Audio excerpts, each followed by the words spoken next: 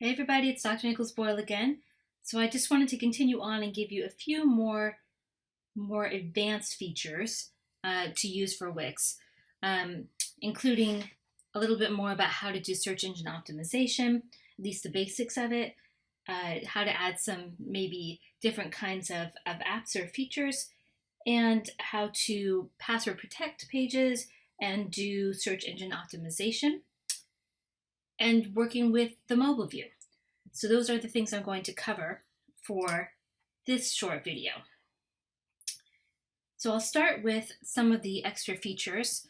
We already talked about how to add in galleries and things of that nature, but I did want to show you that there's other things within the add section you can do, like a contact form if they don't have one already. And then you will just change where it goes to make sure that it's going to your email address, and you can go ahead and test that out as well. Video and music, they have some different kinds of music players that you can add in here, and video options, and with things like you can do Vimeo, Facebook, YouTube in a very easy way here. And then there's also, of course, lists and grids. There's boxes that you can do as well. And you can even add in a blog, start a blog here as well, or a store with bookings and things like that if you are more business oriented. And if you're trying to design more of a page, you can add in different strips and different sections here, welcome, services, if you're trying to create more of a blank template and work from there. So there are a lot of different options to customize your site. And one of the ones I wanted to talk about is if you are adding an outside app, like embedding PowerPoint. I put up some multimedia tools that gives you some options of other things that you can add if you wanted to. And one of those is like, say, the one for embedding a PowerPoint, or say embedding using an outside tool like Prezi and trying to embed it within your site. So if you want to do that, you'll just need the code, and then you can use an embed feature to do that.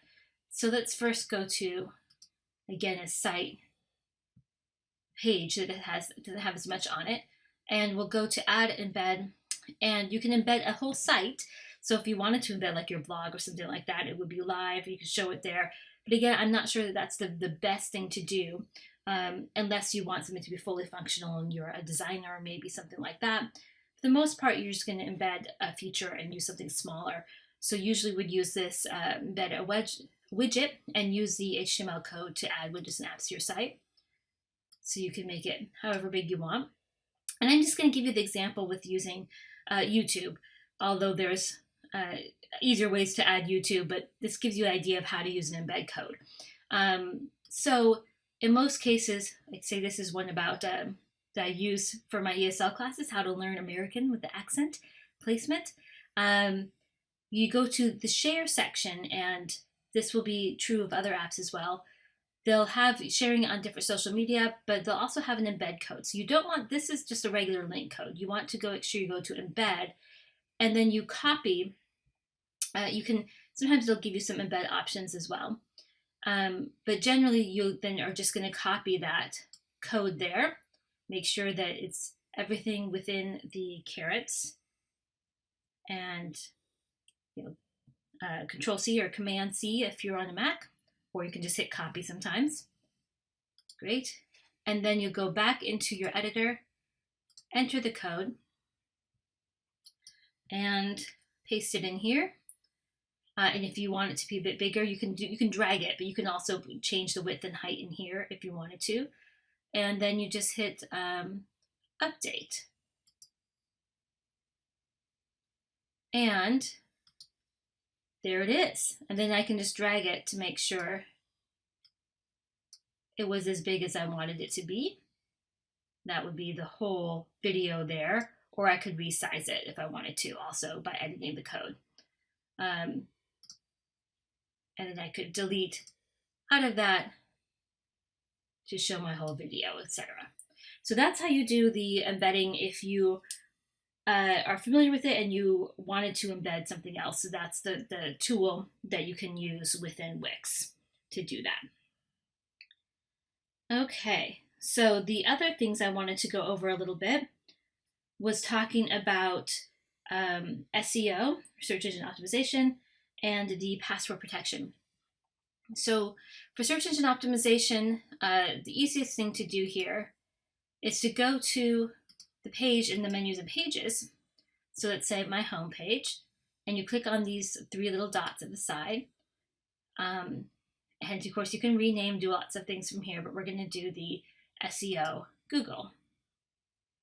Okay. And for social share, this is kind of interesting also. You can show what it will preview like on the different things, and make the title and the description as well, and see if it's the same as other things. Okay, so preview on Google. And then what it does here first is this is what it will show. When will changes show like? So this is what it will show when somebody is looking at it in the search results. So usually it starts out a little bit different. So I'll show you on another site, another page here. If I go to the SEO one I haven't done yet. So it just defaults to the title and then slash and then your name or the end of your Wix site name here. And that's fine, Project Nichols-Boyle. That's what would show up here in the tab. But I think I would like to brand a little bit more, make sure that my name is spelled correctly and that kind of thing, and the address is there. So I'm going to, change that to make it consistent across. And I'm going to change the title here.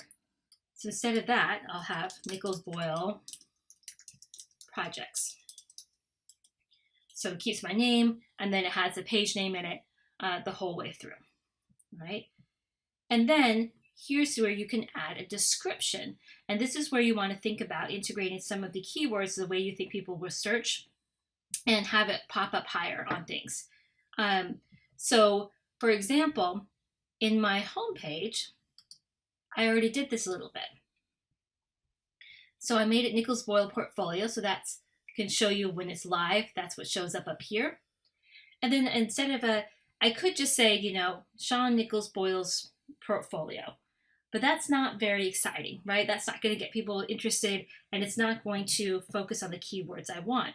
So it depends on what you think people will search for in that field, and what you want. You want your name probably, if this is a personal one for most people, but you also want other kinds of things that people would be searching for. So I'm from the different English lecturer position. I might say English professor, associate professor, trying to be, again, as specific as possible.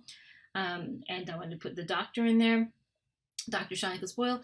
And then I can be student-centered, dynamic English lecturer focused on experiential learning. So I want to highlight student-centered and experiential learning because those will be important things in the field or position I'm looking for example.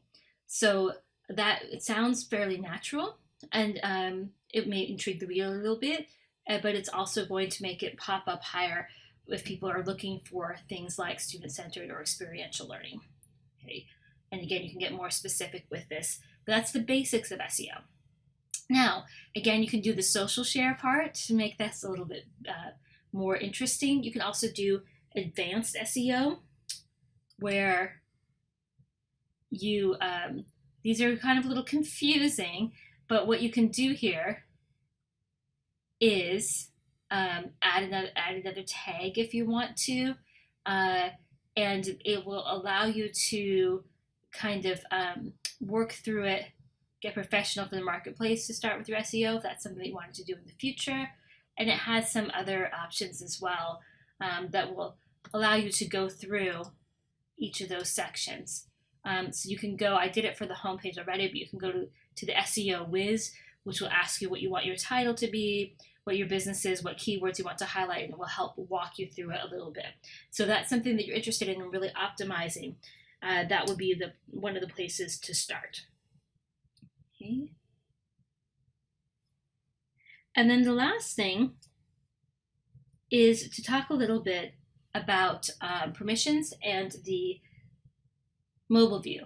So permissions is something I recommend if you have materials that you want to share but you don't want to have publicly available, so what you could do then is make it password holders only, and you could set a password and then send that out if you're giving this specific to an employee or potential employer. You say the password for looking at my projects is this, something like that. So that's another way to another layer of protection if there's something that you do want to put out there, but you don't want everybody to see for whatever reason. And then mobile view is the very last thing I wanted to talk a little bit about. Of course, there's many other features and different things you can do, but I think that covers a lot of the basics. So let's go switching to mobile. And the first time that you do this, I've already done this before, so it will not be as effective. But it will say, we can help you customize, and it walks you through some of the ways of where you want things like, do you want a back to top button? Where do you want your menu? Different things like that. And it's great to take the chance to go through that instead of having to go through each of these sections yourself. But basically, it's showing you exactly as it will look on a mobile view. So you can go through, and this is live, so you can kind of go through each section, go to your menus and pages, see what the home page looks like, and so on. And again, most templates are already pretty well optimized, but as you change things around, it might not be as much as you think. You can't add new content here. You can only do that from the desktop site, but you can move things around the way you want them to be and play around with that aspect of it. So, for example, you could move your buttons over to the side. You can play around with some of the sizing, the animation, and so forth. So there are different things you can do here. You can play with the different mobile backgrounds, and any changes that you make will only be made to the mobile design, not the main page. So that's kind of a nice feature as well. So you can do things like having a welcome screen. Instead, you can do the back to top button I already have put. You can do a quick action bar. You can do an optimizer that will optimize and update the layout of the page. So this is things it would look better if we had, I actually do like that better, have the picture here and then the buttons underneath, so it just looks a little bit smoother. So there's lots of different kinds of options here to work with. And again, as you go to each page, you can play around with it more, and you can see how it looks. And as you go through, you can do the preview if you want to look at it live and make sure you get all the features. Right? So, and upgrade to remove Wix ads, by the way. The Wix ads are something you cannot really control. So that's going to be in there unless you have the paid version or want to have your own domain, which you might think about in the future. So I think that covers most of the major things. There's a lot more you can do within mobile view. You should at least look at this and make sure that everything is visible and it has the same kind of basic layout that you want on every page. And if not, then that's something that you might think about changing and working with a little bit more. So that one looks okay. Just make sure that I'm not missing any information. Like on the resume, there were some skills on the side that are now down at the bottom. Is that okay? Or do I want to move them back up to the top? And you still have that zoom out and reorder option as well. So you have different things you can do here. Okay, so that's about it. Let me know if you have any questions. I'm always happy to help. We have a discussion where you can put in your tips and advice and questions as well. And I hope that you enjoy continuing to work on your site.